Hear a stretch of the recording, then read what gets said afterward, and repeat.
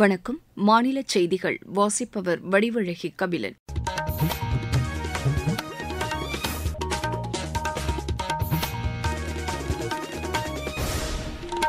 தலைப்புச் செய்திகள்.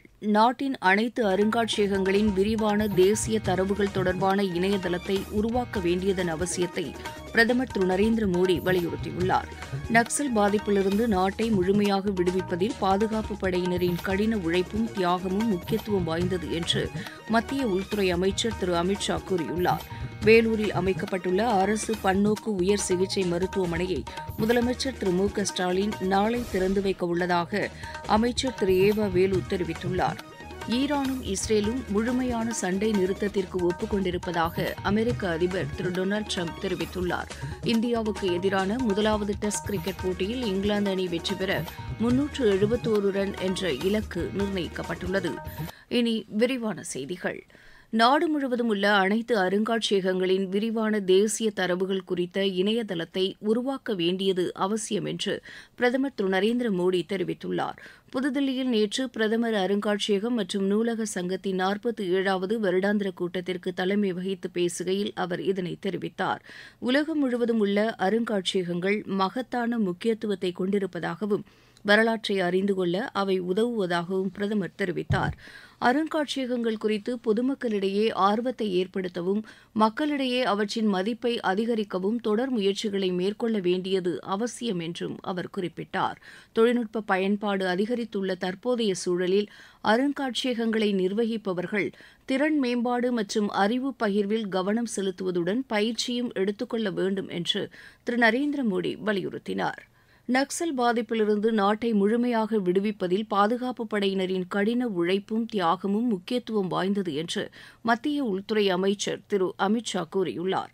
சத்தீஸ்கர் தலைநகர் ராய்ப்பூரில் நேற்று மத்திய பாதுகாப்பு படை மற்றும் மாநில காவல்துறை உள்ளிட்ட பாதுகாப்பு படையினருடன் திரு அமித் ஷா கலந்துரையாடினார். இதுகுறித்து சமூக வலைதளத்தில் பதிவிட்டுள்ள அவர், பாதுகாப்பு படையினரின் அர்ப்பணிப்புடன் கூடிய தியாகத்திற்கு ஒட்டுமொத்த தேசமும் தலைவணங்குவதாக குறிப்பிட்டுள்ளார்.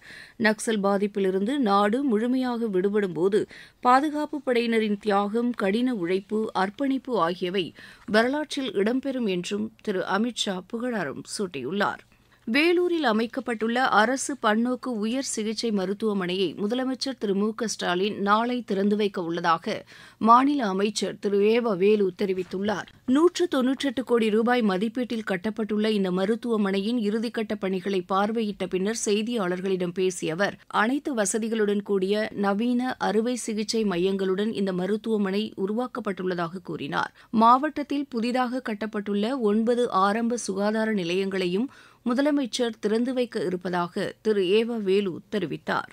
சேலம் விமான நிலையத்திற்கு பயணிகளின் எண்ணிக்கை தொடர்ந்து அதிகரித்து வருகிறது. சென்னை உள்ளிட்ட தென்னிந்திய மெட்ரோ நகரங்களை இணைக்கும் வகையில் நாள்தோறும் 4 விமான சேவைகள் இயக்கப்படுவதாக சேலம் விமான நிலைய இயக்குநர் திரு வைத்தியநாதன் தெரிவித்தார். நம் சேலம் விமான நிலையத்தில் தென்னிந்தியா அனைத்து மெட்ரோ மாநகரங்களையும் இணைக்கக்கூடிய விமான சேவை நடந்து கொண்டிருக்கிறது. கொச்சின், பெங்களூரு, ஹைதராபாத் மற்றும் சென்னை இந்த 4 மாநகரங்களும் இணைக்கிறது. தினசரி 4 விமானங்கள் வந்து செல்கின்றன. ஞாயிற்றுக்கிழமை 5, வாரத்திற்கு 58 விமானங்கள் வந்து செல்கின்றன. கடந்த ஆண்டு சேலம் விமான நிலையத்தில் 1,00,000க்கும் அதிகமான பயணிகள் பயன்படுத்தியிருக்கிறார்கள். இந்திய அரசு நெறிமுறைப்படி சேலம் விமான நிலையம் கிளஸ்டர் 3 கிளஸ்டர் 2 முன்னேறி இருக்கிறது. இது நமது சேலம் விமான நிலையத்துக்கு கிடைத்த ஒரு மாபெரும் அங்கீகாரம். நீங்கள் கேட்டுக்கொண்டிருப்பது மாநில செய்தி அறிக்கை. மோடி அரசின் 11 ஆண்டுகள். உலக பொருளாதாரத்தில் 4ஆம் இடம். உலக தரத்திலான கட்டமைப்பு வசதிகள். 25 கோடிக்கும் மேற்பட்டோர் வறுமையிலிருந்து மீட்பு. 86 கோடிக்கும் மேற்பட்டோருக்கு இலவச உணவு தானியங்கள். அனைத்து துறைகளிலும் வளர்ச்சி. சேவை, நல்லாட்சி, ஏழைகளின் நலன். இதுவே மோடி அரசின் தாரக மந்திரம். வளர்ச்சியடைந்த இந்தியாவிற்கான மோடி அரசின் பயணத்தில் இது அமுத காலம். ஈரானும் இஸ்ரேலும் முழுமையான சண்டை நிறுத்தத்திற்கு ஒப்புக் கொண்டிருப்பதாக அமெரிக்க அதிபர் திரு டொனால்டு ட்ரம்ப் தெரிவித்துள்ளார். இது தொடர்பாக அவர் வெளியிட்டுள்ள அறிக்கையில், இந்த சண்டை நிறுத்தம் உடனடியாக அமலுக்கு வர இருப்பதாக கூறியுள்ளார். கத்தாரில் உள்ள அமெரிக்க விமான படைத்தளத்தின் மீது ஈரான் ஏவுகணை வீசி தாக்குதல் நடத்திய நிலையில் திரு ட்ரம்ப் இந்த அறிவிப்பை வெளியிட்டுள்ளார். படிப்படியாக சண்டை நிறுத்தம் நடைமுறைப்படுத்தப்படும் என்றும் முதலில் ஈரான் தாக்குதலை நிறுத்தும் என்றும் அதைத் தொடர்ந்து 24 மணி நேரத்தில் இஸ்ரேலும் சண்டை நிறுத்தத்தை அமல்படுத்தும் என்றும் அவர் குறிப்பிட்டுள்ளார். இதன் மூலம் கடந்த 12 நாட்களாக நடைபெற்று வந்த ஈரான் இஸ்ரேல் இடையேயான மோதல் முடிவுக்கு வர இருப்பதால் உலக நாடுகள் இதனை வரவேற்றுள்ளன. முன்னதாக கத்தாரில் உள்ள அமெரிக்க ராணுவ தளத்தின் மீது ஈரான் ஏவுகணைகளை வீசி தாக்குதல் நடத்தியது. சில ஏவுகணைகள் இடைமறிக்கப்பட்ட போதிலும் 3 ஏவுகணைகள் இலக்கை தாக்கியதாக தகவல்கள் தெரிவிக்கின்றன. இதையடுத்து கத்தாரில் உள்ள அமெரிக்கர்கள் பாதுகாப்பான இடங்களுக்கு செல்லுமாறு அமெரிக்க தூதரகம் அறிவுறுத்தியுள்ளது. இந்நிலையில் அங்குள்ள இந்தியர்களும் பாதுகாப்பாக வீடுகளுக்குள்ளேயே இருக்குமாறு இந்திய தூதரகம் கேட்டுக் கொண்டுள்ளது.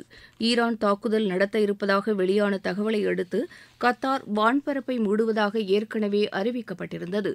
இதனால் தோஹா செல்லும் விமானங்கள் அனைத்தும் திருப்பி அனுப்பப்பட்டதாக அங்கிருந்து வரும் தகவல்கள் தெரிவிக்கின்றன. மேற்கு தொடர்ச்சி மலைப்பகுதியில் பெய்து வரும் தொடர்மழை காரணமாக தென்காசி மாவட்டம் குற்றாலத்தின் பிரதான அருவி 5 அருவியில் வெள்ளப்பெருக்கு ஏற்பட்டுள்ளது. இதனால் சுற்றுலாப் பயணிகள் குளிப்பதற்கு தடை விதிக்கப்பட்டுள்ளதாக எமது செய்தியாளர் தெரிவிக்கிறார். தென்காசி மாவட்டம் மேற்கு தொடர்ச்சி மலை அடிவாரப் பகுதியில் அமைந்துள்ள குற்றாலம் மெயினருவி, ஐந்தருவி, புலியருவி, சிற்றருவி, பழைய குற்றாலம் என அனைத்து அருவிகளிலும் ஜில்லென்று ஆர்ப்பரித்து வரும் தண்ணீரில் குளிப்பதற்கு தினம்தோறும் ஆயிரக்கணக்கான சுற்றுலா பயணிகள் ஜூன், ஜூலை, ஆகஸ்ட் மாதங்களில் வருவது வழக்கம். இந்த நிலையில் நேற்று இரவு பெய்த மழையின் காரணமாக தொடர்ந்து மேற்கு தொடர்ச்சி மலைப்பகுதிகளில் தற்போது வரை மழை நீடித்து வருவதால் இங்குள்ள பிரதான அருவியான குற்றாலம் மெயினருவி, ஐந்தருவிகளில் திடீரென தண்ணீர் வரத்து அதிகரித்ததால் சுற்றுலா பயணிகளுடைய பாதுகாப்பு நலன் கருதி தற்போது குளிப்பதற்கு தடை விதித்துள்ளனர். இதனால் இங்கு வரக்கூடிய சுற்றுலா பயணிகள் ஏமாற்றம் அடைந்துள்ளனர். தென்காசியிலிருந்து சா செந்தில். இருவரிச் செய்திகள். தென்னாப்பிரிக்காவின் பாதுகாப்பு அமைச்சராக ஆங் யூவை அந்நாட்டு அதிபர் திரு லீ ஜே மியோன் அறிவித்துள்ளார். கத்தாரில் உள்ள அமெரிக்க விமான தளத்தில் ஈரான் தாக்குதலை தொடர்ந்து உலக அளவில் கச்சா எண்ணெய் விலை 5 ஆண்டுகளில் இல்லாத வகையில் பேரல் ஒன்றுக்கு $5 குறைந்துள்ளது. போர் பதற்றம் நீடிப்பதன் காரணமாக மேற்காசிய நாடுகளுக்கு விமான சேவையை தற்காலிகமாக நிறுத்துவதாக ஏர் இண்டியா நிறுவனம் அறிவித்துள்ளது. போதைப்பொருள் பயன்படுத்தியதாக கூறப்படும் வழக்கில் கைது செய்யப்பட்ட நடிகர் ஸ்ரீகாந்த் நீதிமன்றத்தில் ஆஜர்படுத்தப்பட்ட பின்னர் சிறையில் அடைக்கப்பட்டார். திருப்பூர் மாவட்டம் காங்கேயத்தில் அமைக்கப்பட்ட புதிய அரசு தொழில் பயிற்சிக் கழகத்தில் மாணவர் சேர்க்கையை மாநில அமைச்சர் திரு மு. சாமிநாதன் தொடங்கி வைத்தார். மதுரை மாவட்ட ஆட்சியர் அலுவலகத்தில் சமூக நலன் மற்றும் மகளிர் உரிமைத்துறை சார்பில் நடைபெற்ற நிகழ்ச்சியில் பயனாளிகளுக்கு $1,68,00,000 மதிப்பிலான நலத்திட்ட உதவிகளை மாநில அமைச்சர்கள் திரு மூர்த்தி, திரு பழனிவேல் தியாகராஜன் ஆகியோர் வழங்கினர்.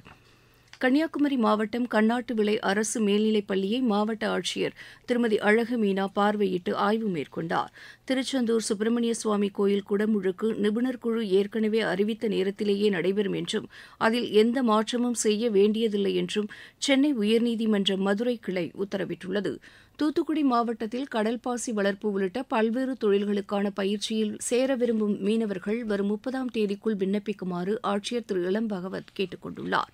விளையாட்டுச் செய்திகள். இந்தியாவுக்கு எதிரான முதலாவது டெஸ்ட் கிரிக்கெட் போட்டியில் இங்கிலாந்து அணி வெற்றி பெற 371 ரன் என்ற இலக்கு நிர்ணயிக்கப்பட்டுள்ளது. லீட்ஸில் நடைபெற்று வரும் இப்போட்டியின் 4வது நாளான நேற்று ஆட்டநேர இறுதியில் இங்கிலாந்து அணி தனது 2வது இன்னிங்ஸில் விக்கெட் இழப்பின்றி 21 ரன் எடுத்துள்ளது.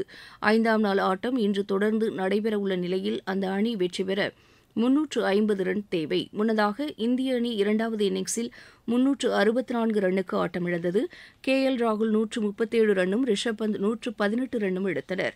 இந்தியா முதல் இன்னிங்ஸில் 471 ரன்னும் இங்கிலாந்து முதல் இன்னிங்ஸில் 465 ரன்னும் எடுத்துள்ளது.